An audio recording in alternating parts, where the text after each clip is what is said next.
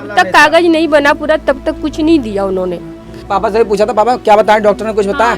तो पापा ने बोला ना, नहीं बेटा डॉक्टर ने यही बोला कि वैक्सीन से इन्फेक्शन हुआ है, कुछ दिनों के बाद ठीक हो जाएगा नॉर्मल। मम्मी को और ये बोला गया था ना कि आपने ये मत बताना कि वहाँ पे राम लोहिया अस्पताल में कि मैं सदरगंज से आई हूँ, नहीं तो एडमिट नहीं लेगा। तो हम लोग उसका कागज साइड में कर दिए और फिर वहाँ पे दिखाया, हम बोले डायरेक्ट घर से आए। तो इलाज चालू होने के बाद भी वो बहुत तेज बुखार था। मैं सिस्टर से कई बार गई, सर सिस्टर मेरे बच्चे को बहुत तेज बुखार है, उल्टियाँ कर रहा है, थोड़ा दवाई दो। तो कह रहा दे दिया, मैं उल्टी और बुखार की दवाई दे दी, वो धीरे धीरे उतरेंगे।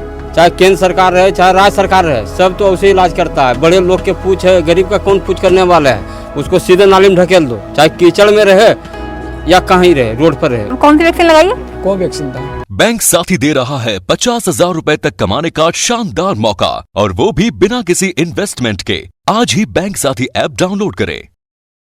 नमस्कार, मैं कृतिका और आप देख रहे हैं झलको दिल्ली। इस वक्त मैं मौजूद हूँ ओखला के संजय कॉलोनी फेस 2 में। यहाँ से एक मामला सामने आया है। मामला कुछ इस तरह से है कि एक बच्चा, 17 वर्षीय एक बच्चा, जिसकी वैक्सीन लगवाने के बाद डेथ हो जाती है, ऐसा परिवार वालों का कहना है। क्या है पूरी कहानी, आइए परिवार वालों से ही जानते हैं। मेरा भाई है छोटा। छोटे भाई हैं आपके? हाँ जी। वो क्या मतलब कौन सी क्लास में पढ़ते थे वो? तो शायद 8 क्लास में था, 8 9th में ऐसा कुछ था। तो सर मतलब कैसे हुआ ये सब? ये सब कैसे, मतलब हम लोगों का मन नहीं था वैक्सीन लगवाने का, तो स्कूल से मतलब कॉल पे कॉल आ जाता, 8 से 10 बार आ चुका था।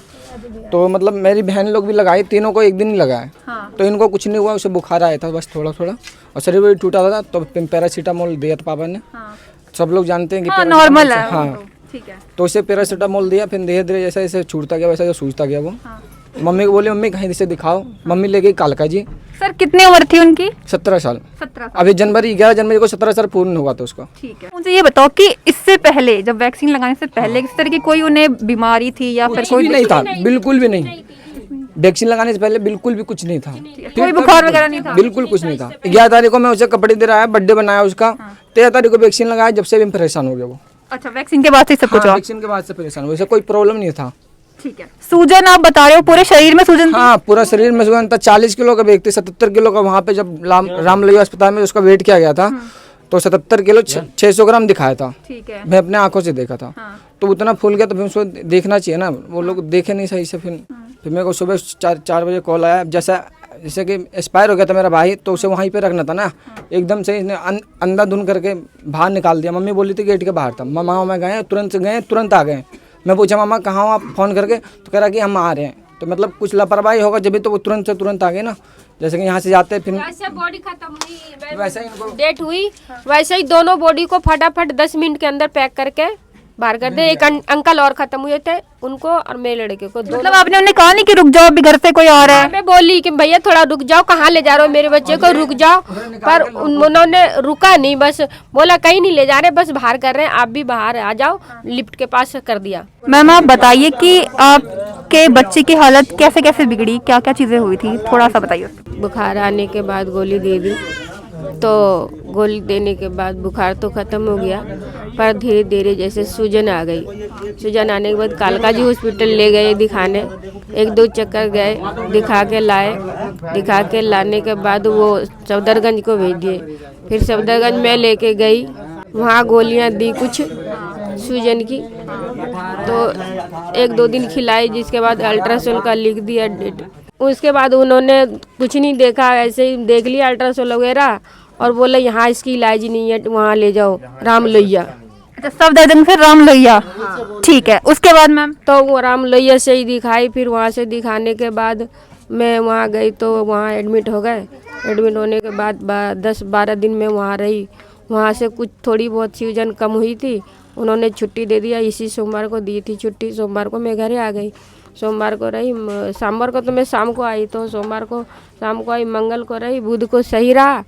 और फिर बुध को रात में उसको बहुत तेज दर्द उठा पैरों में, बिल्कुल पैर उठा नहीं जा रहा था, सूज गया पूरा। एक पैर से दर्द उठा, दूसरे पैर में आ गया, फिर पूरे बदन में ही आ गया। फिर मैं लेके गई थी बृहस्पतिवार को, अभी इलाज राम मनोहर लोहिया में लेके गए थे? हाँ, लेके जाने के बाद फिर इमरजेंसी में जब गई, इमरजेंसी में नहीं लिए, बोले ये उनको ओपीडी लेके जाओ। फिर ओपीडी में लेके गई तो ओपीडी में गई तो बोले कि जो इनको दिखा है, इलाज किया है, उनके पास जाओ कोई। इसके बाद फिर देखने के बाद बोले कि ऐसा है तुम इमरजेंसी में जाओ। कि सर इमरजेंसी में नहीं ले रहे, मैं वहाँ से लौट के आई हूँ आपके पास, तो आप मेरा हेल्प करो। तो फिर मैं बोले नहीं वहीं जाओ। तो फिर मैं आने लगी तो फिर पता नहीं क्या उनके मन में आया, फिर मेरे पीछे पीछे आए, भागे भागे और पर्चियाँ ली और कोई बड़े सर थे उनसे बात किया। बात करने के बाद बोला कि चलो एडमिट करता हूँ। एडमिट करने के बाद एडमिट तो कर लिए, फिर अल्ट्रासाउंड की मैं रात को और ब्लड जांच भी हुई, ब्लड सारा जांच करने के बाद तो फिर वो एडमिट लिए तो 9 बज गए रात कम से कम। एडमिट लेने के बाद गुरुवार रात की बात है, 9 बजे की। 9 से रात 9। हाँ ठीक है। कागज बनने के बाद फिर जब बेड पे दिए, जब उन्होंने इलाज चालू किया तो इलाज चालू करने के बाद 2-3 बोतलें इतनी बड़ी बड़ी चढ़ाई और दवाई सुई मतलब दिया। उसके बाद थोड़ी देर हम लोगों को हटा दिया और इनके पापा को भी बाहर कर दिए। बोला आप लोग हट जाओ, हम सब देख रहे हैं। हम लोग थोड़ी दूर हट के बाहर खड़े हो गए। बोला कोई नली डालनी है, इनके पापा से साइन करवा लिए। थोड़ी इनकी सांसें नहीं चल रही तो हमें कोई नली डालनी है तो हट जाओ। तो हम हट गए। नली फली तो कुछ नहीं लगाई, पर पता नहीं अब क्या चेक किए क्या नहीं किए सारे मिलके। और उसी टाइम फिर एक अंकल और ख़त्म हो गए तो दोनों तरफ बट गए, कुछ इधर आ गए कुछ इधर आ गए, दोनों तरफ भागने लगे।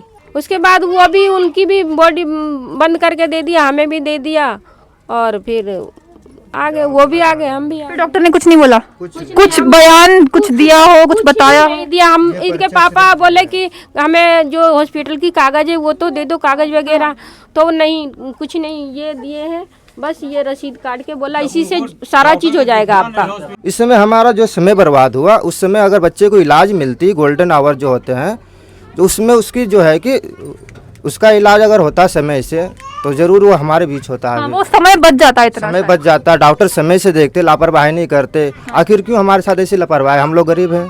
अच्छा एक चीज और जानना चाहूंगी कि क्या बीच बीच में डॉक्टर बातचीत करते थे परिवार वालों से? कुछ नहीं मैडम, हम लोग उनके पास दौड़ते थे, सर ऐसी प्रॉब्लम आ रही है लड़के को, तो वो उनको बोलते थे चलो कोई नहीं, आ रहे हैं पीछे से। अब पीछे से क्या आएंगे, आधे घंटे बाद 1 घंटे बाद आते थे, थोड़ा नस टटोल लिया, चलो ठीक है, कागज़ पे रगड़ दिए, चले गए अपना। अब जो कागज़ पे क्या रगड़े, आए नर्स मैडम अपना देखे, उस हिसाब से इंजेक्शन लगा दिया, चले गए। बस ऐसे करते थे और कुछ नहीं। अब मुझे बताओ कि क्या लगता है आपको, लापरवाही कहाँ की गई है? मैम लापरवाही तो बिल्कुल है, क्योंकि अगर वैक्सीन लगी है, अगर गवर्नमेंट को पता है कि वैक्सीन लगने के बाद 100 में से 5 लोगों को अगर दिक्कत आती है तो उसका इलाज भी करने का फ़र्ज़ उन्हीं का है। क्योंकि अगर वो बोल ले कि 5 लोगों को दिक्कत आ रही है तो आप ठीक करके भी दे दोगे, या फिर आप गारंटी लो कि भाई हमें कोई मतलब नहीं है, आप वैक्सीन लगवाओ चाहे मत लगवाओ, हमारी कोई जिम्मेदारी नहीं है। आप जिम्मेदारी ले रहे हो क्योंकि एक ही बंदे को आप बार बार कॉल कर रहे हो कि आप वैक्सीन लगवाओ। अगर आप जिम्मेदारी नहीं ले सकते तो फिर आप इस तरीके से किसी को कह नहीं सकते। अच्छा शरीर में क्या क्या परिवर्तन आए थे उनमें? मैम शरीर में ये परिवर्तन था कि जो इनके भाई ने भी कहा था 40 किलो वेट था उसका, और जो अभी RML में उन्होंने जो वेट करवाया 77 के अराउंड आया था। तो इसका मतलब कि मैम वो वेट उतना ही था, 4-5 किलो उस टाइम और उल्टा घटा था। क्योंकि जो लास्ट टाइम मैंने बात बताई 3-4 दिन पहले जो मैंने बात करी थी इनसे, तो वो कह रहे थे वेट घट रहा है। अच्छा। तो इसका मतलब 77-40 होने के बाद फिर 77 हुआ, उसमें भी घटा था। तो आप अंदाजा लगा लो कि 5-7 किलो वेट और ज़्यादा ही होगा, जो घटने के बाद 77 के अराउंड आ गया था।